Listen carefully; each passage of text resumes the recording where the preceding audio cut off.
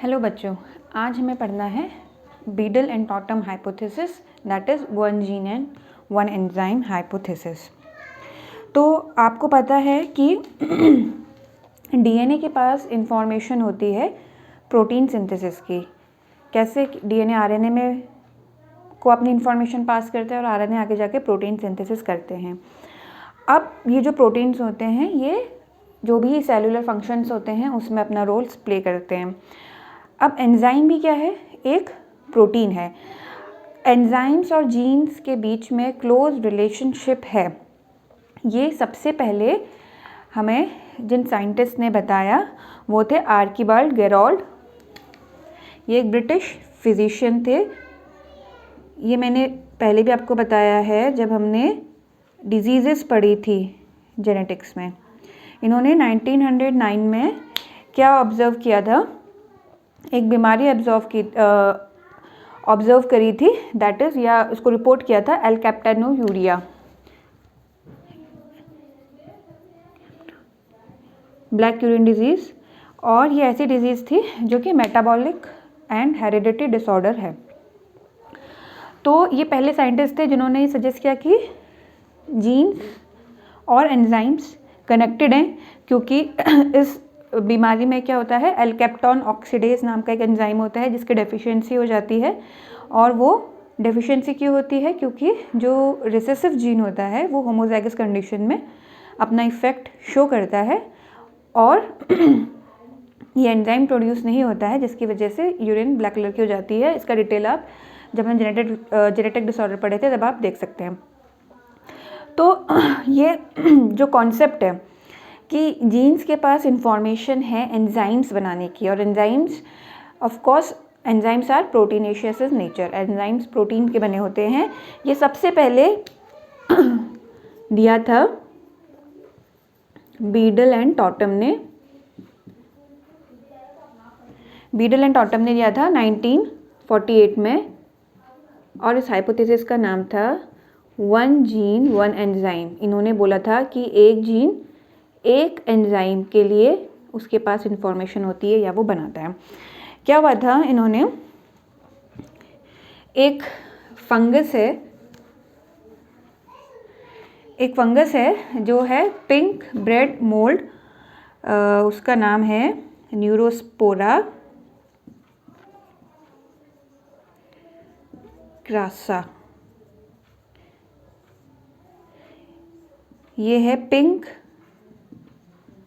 Bread mould एक type के enzymes fungus होते हैं, ठीक है, फंगस है, ठीक है। अब इस फंगस को ग्रो करने के लिए बहुत ही मिनिमम मीडियम चाहिए होता है।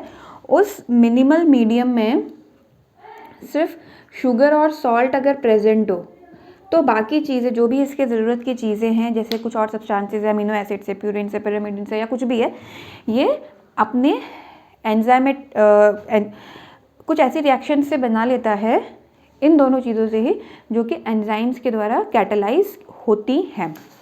अब इन्होंने क्या किया, और जो इस टाइप का फंगस है जो कि इस मिनिमम मीडियम में ग्रो कर सकता है, इसको इन्होंने बोला कि ये वाइल्ड टाइप, यानी नॉर्मली जो प्रेजेंट होता है वाइल्ड टाइप, मैंने आपको पहले बता रखा, इसको उन्होंने नाम बोला प्रोटोट्रोफ, करेक्ट। लेकिन जब इन्होंने इस मोल को एक्सरे से एक्सपोज किया, एक्सरे से एक्सपोज होने के कारण जो उसके न्यूक्लियोटाइड्स हैं डीएनए में, उनमें चेंजेस आए, म्यूटेशन आया, तो जो अलग अलग म्यूटेंट बने वो इस मिनिमल मीडियम में ग्रो नहीं कर पाए और उनको कुछ एक्स्ट्रा न्यूट्रिएंट्स चाहिए होते थे ग्रो करने के लिए। तो ऐसे जो म्यूटेंट टाइप बने, जो कि न्यूट्रिशनल म्यूटेंट थे, जिनको न्यूट्रिशन चाहिए होता था, वो उनको बोलते हैं ऑक्सोट्रॉफ्स, करेक्ट। अब नॉर्मली क्या होता है कि अगर मैं देखूं तो एक प्रीकर्सर होता है, ठीक है, कोई प्रीकर्सर है,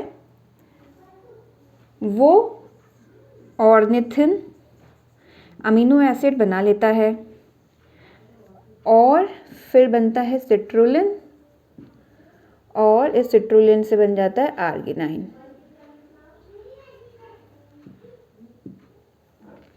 करेक्ट। अब क्या होता है कि ये जो प्रिकर्सर है, एक जीन है ए जो कि एक एंजाइम बनाता है ए, तो ये एंजाइम ए इस प्रिकर्सर को उससे ऑर्निथिन अमीनो एसिड बना लेता है। अब फिर एक है जीन बी,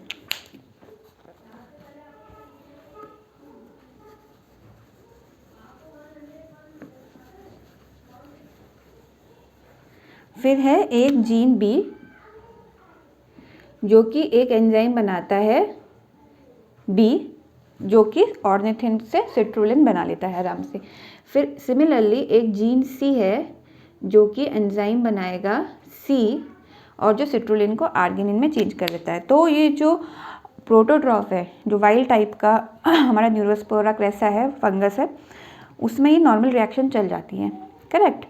मिनिमम मीडियम में इस तरीके से वो ग्रो कर लेता है, अपने काम के अमीनो एसिड वो इस तरीके से बना लेता है। लेकिन अब क्या हो गया, क्योंकि एक्सरे के एक्सपोजर से म्यूटेशन हो गया, तो जो पहला म्यूटेंट है 1, उसमें ये जो जीन है ये डिफेक्टिव हो गया। जीन ए क्या हो गया, डिफेक्टिव हो गया। तो जब जीन ए डिफेक्टिव हो जाएगा तो ये प्रिकर्सर ऐसा का ऐसा ही पड़ा रहेगा, ना ऑर्निथिन बन पाएगा और ना आगे की रिएक्शन हो पाएगी। तो ये देखा गया इस म्यूटेंट को ऑर्निथिन भी चाहिए, सिट्रुलिन भी चाहिए, आर्गिनिन भी चाहिए अपने मीडियम में ग्रो करने को। तो जब ये तीनों अमीनो एसिड डाले, फिर से वो जो म्यूटेंट था या जो ऑक्सोट्रॉप था वो ग्रो कर गया। अब म्यूटेंट सेकंड जो था उसमें क्या हुआ, ये जीन बी डिफेक्टिव हो गया, जीन ए सही था। तो जीन ए सही था तो एंजाइम ए उसने अच्छे से बनाया, प्रिकर्सर ऑर्निथिन बना। लेकिन क्योंकि जीन बी डिफेक्टिव है तो एंजाइम बी नहीं बन पाएगा और ऑर्निथिन ऐसा का ऐसे ही पड़ा रह जाएगा, आगे की रिएक्शन नहीं हो पाएगी, क्योंकि सिट्रुलिन नहीं बन पाएगा। जब यही नहीं बनेगा तो आर्गिनिन नहीं बन पाएगा। ठीक है। तो ऐसे म्यूटेंट को, जो म्यूटेंट 2 था, उसको अपने मीडियम में क्या चाहिए, सिट्रुलिन चाहिए और आर्गिनिन चाहिए ग्रो करने के लिए, क्योंकि इतनी रिएक्शन तो बन जा रही, इतना रिएक्शन तो हो जा रहा है, तो ऑर्निथिन तो बन जा रहा है। अब जो तीसरा म्यूटेंट था, ठीक है, उसमें ये जीन सी डिफेक्टिव हो गया। जीन सी डिफेक्टिव हो गया तो एंजाइम सी नहीं बन पाया और आर्गिनिन नहीं बन पाया। तो यानी प्रिकर्सर से ऑर्निथिन तो बना, ऑर्निथिन से सिट्रुलिन भी बना, क्योंकि ये जीन डिफेक्टिव नहीं थे। अब आर्गिनिन ने बन पाया। तो ऐसे म्यूटेंट को देखा गया कि इसे आर्गिनिन चाहिए होता है अपने मीडियम में एक्स्ट्रा, ताकि वो प्रॉपरली ग्रो कर सके। करेक्ट। तो यानी इससे क्या साबित हुआ कि हर एक जीन के पास एक एंजाइम को बनाने की इंफॉर्मेशन थी, और इसी बेसिस पे बीडल एंड टॉटम ने अपने जो एक्सपेरिमेंट किया, इसी के बेसिस पे इन्होंने 1 gene 1 enzyme hypothesis the. Correct. I think ये हाइपोथेसिस अच्छे से क्लियर होगी। अब एक्चुअली क्या है कि अब इसका मॉडिफिकेशन हुआ, इस हाइपोथेसिस का मॉडिफिकेशन हुआ, क्योंकि आपको पता है कि बीडल एंड टॉटम ने तो बोल दिया कि एक जीन के पास इंफॉर्मेशन है एक एंजाइम को बनाने की, लेकिन आपको इसमें 3 चीज़ें समझनी है। क्या क्या? पहली बात तो सारे एंजाइम प्रोटीनेशियस होते हैं। ठीक है, सारे जो एंजाइम्स हैं वो प्रोटीनेशियस होते हैं, प्रोटीन के बने होते हैं। All enzymes are proteinaceous, but all proteins are not enzymes. सारे एंजाइम्स प्रोटीन के बने होते हैं, लेकिन सारे प्रोटीन्स एंजाइम नहीं होते हैं। करेक्ट, पहली चीज ये। ठीक, यानी कुछ जीन्स ऐसे भी होते हैं जो ऐसे प्रोटीन बनाते हैं जो कि एंजाइम नहीं है, जबकि बीडल एंड टॉटम ने कहा कि जीन्स के पास इंफॉर्मेशन है कि एंजाइम्स वो बनाएंगे, लेकिन कुछ जीन्स के पास ऐसी इंफॉर्मेशन भी है कि वो और प्रोटीन बनाते हैं, दूसरे प्रोटीन बनाते हैं, एंजाइम्स नहीं बनाते हैं। तो बहुत सारे नॉन एंजाइम प्रोटीन भी सेल में प्रेजेंट होते हैं और इन प्रोटीन्स का भी इंफॉर्मेशन, इनकी इनकोडिंग जीन्स के पास होती है। पहली चीज़ ये। दूसरी चीज़ ये कि कुछ आरएनए, जैसे कि हमने आरएनए में पढ़ा था राइबोजाइम और राइबोन्यूक्लियेज, ये दो आरएनए हैं जो कि एंजाइम की तरह इनकी एक्टिविटी होती है, एंजाइम की तरह एक्टिविटी होती है। तो इसका मतलब है कि कुछ जीन्स के पास ऐसी इंफॉर्मेशन है, ऐसी उनके पास इनकोडिंग है कि वो फंक्शनल आरएनए मॉलिक्यूल्स बनाता है जो कि एंजाइम की तरह एक्ट करते हैं, लेकिन वो एंजाइम नहीं है।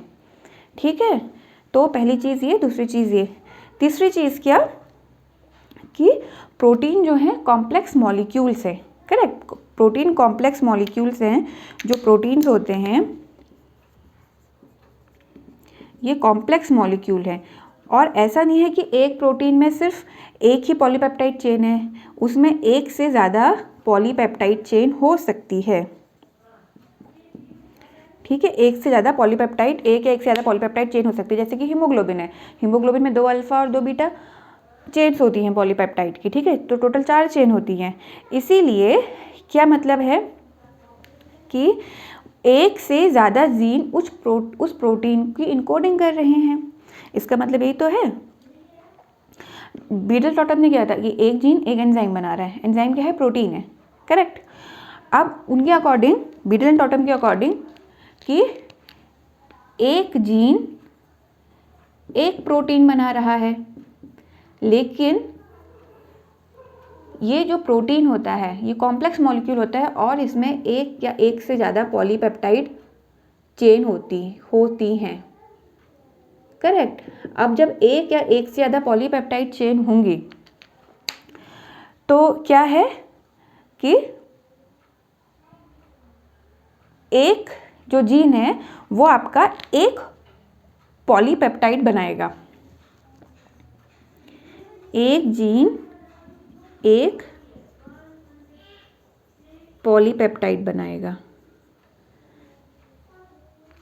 ठीक है, तो इसका मतलब है कि ज़्यादा पॉलीपेप्टाइड बनाने के लिए अगर पॉलीपेप्टाइड ज़्यादा होंगे तो उसके लिए जीन्स भी ज़्यादा होंगे। ठीक है, तो इसका मतलब ये नहीं है कि एक जीन एक प्रोटीन बनाएगा। इसका मतलब ये है कि एक जीन, अब जो नया जो इसको हाइपोथेसिस को रिप्लेस करती है वो हम पढ़ते हैं 1 जीन 1 पॉलीपेप्टाइड हाइपोथेसिस।